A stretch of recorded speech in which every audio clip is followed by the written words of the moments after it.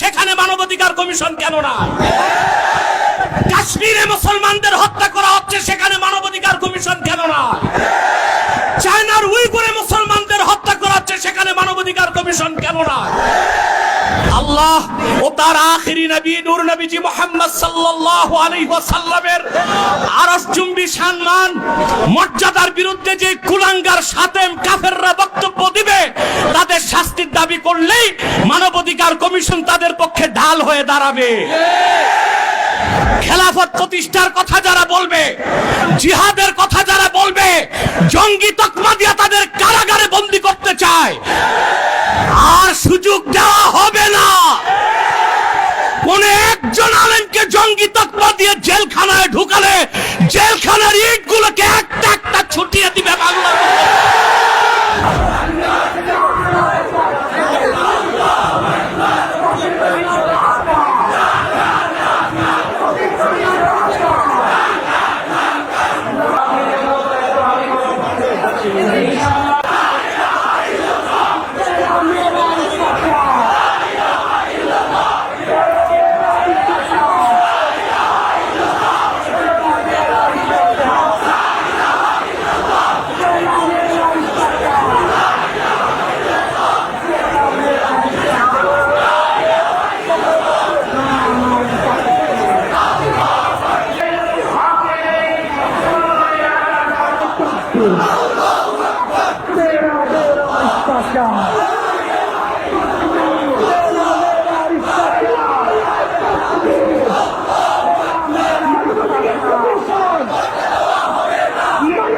Commission!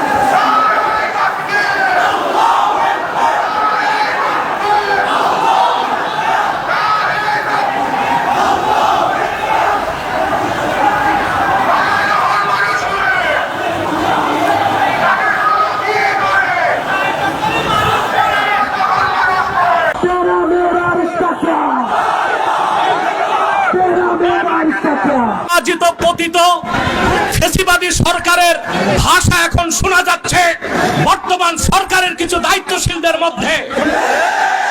যেভাবে 16 বছরের ফ্যাসিবাদ ভেসে গেছে, আরেকটা বিপ্লবের তোরে মার্কিন দালাল যারা বাংলাদেশে মার্কিন এজেন্ডা বাস্তবায়ন করতে চাও তারাও ভেসে যাবে। প্রিয় ভাইরা, আপনারা দেখেছেন জাতিসংঘের বিতর্কিত মানবাধিকার কমিশন ঢাকায় কার্যক্রম শুরু করেছে। আমরা এটা চাই নাই। পৃথিবীর 16টি যুদ্ধ বিধ্বস্ত রাষ্ট্রে জাতিসংঘ মানবাধিকার কমিশন কাজ করে। আমার প্রশ্ন, বাংলাদেশ কি যুদ্ধ বিধ্বস্ত না স্বাধীন বাংলাদেশ? তাহলে এখানে জাতিসংঘের মানবাধিকার কমিশন কেন? তাহলে বোঝা যাচ্ছে মার্কিন দালালরা বাংলাদেশকে যুদ্ধের দিকে ঠেলে দিচ্ছে। এক সাগর রক্তের বিনিময়ে হলেও 55,000 বর্গ মাইলের বাংলাদেশের কোন 1 ইঞ্চি জায়গায় মার্কিন আগ্রাসনকে প্রতিষ্ঠিত হতে দেওয়া হবে না, হবে না, হবে না। প্রয়োজনে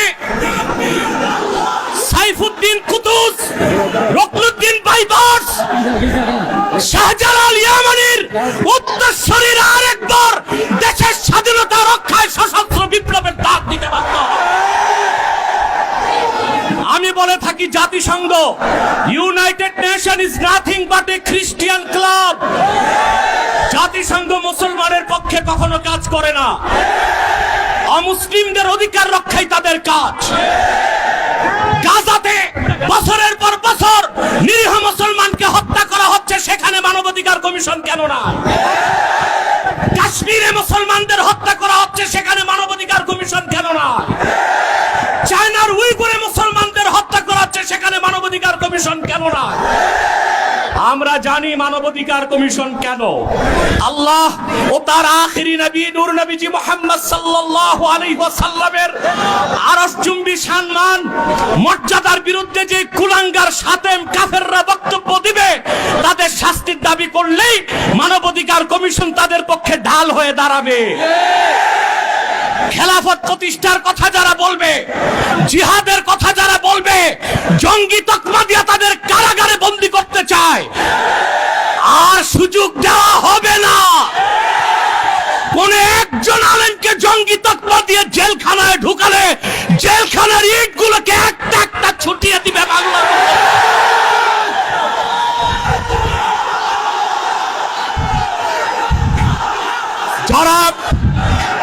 যারা শরিয়া রাষ্ট্র চায়, যারা জিহাদে বিশ্বাসী, তাদেরকেই পশ্চিমারা জঙ্গি বলে।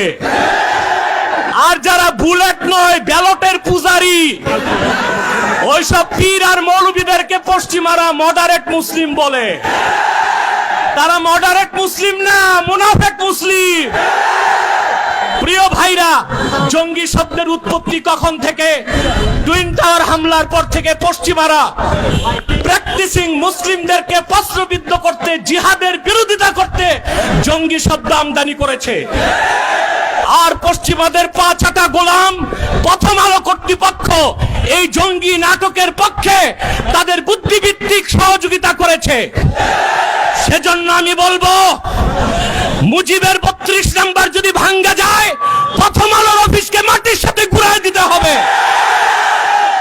এটাই বাংলাদেশের আলেমদেরকে জঙ্গি তকমা দেবার ন্যারেটিভ তৈরি করে। জঙ্গি, আমি বলি জঙ্গি খারাপ না, জাং থেকে জঙ্গি।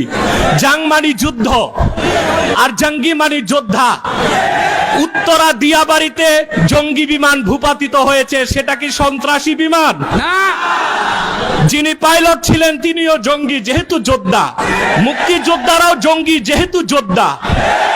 এই শব্দটার অপপ্রয়োগ বাংলাদেশে শুরু হয়েছে শুধু ইসলামী রাষ্ট্র যারা প্রতিষ্ঠা করতে চায়, জিহাদের পক্ষে যারা, তাদের কণ্ঠ রোধ করার জন্য। তা মেনে নেওয়া হবে না, বরদাস্ত করা হবে না। এই মহাসমাবেশ থেকে ডক্টর ইউনূসকে বলছি, কান পেতে শুনে রাখুন, আপনার হালুয়া রুটির ভাগ যারা খায়, আপনাকে তারা বাঁচাতে পারবে না। অনতি বিলম্বে উলামায়ে কেরামকে জঙ্গি তকমা দেওয়া বন্ধ করতে হবে। যে সমস্ত নির্যাতিত আলেম কারাগারে আছে তাদেরকে মুক্ত করে দিতে হবে। আর জাতিসংঘের বিতর্কিত কমিশন কার্যক্রম বন্ধ করতে হবে, নতুবা আমরা মার্চ টু যমুনা দিতে বাধ্য হব।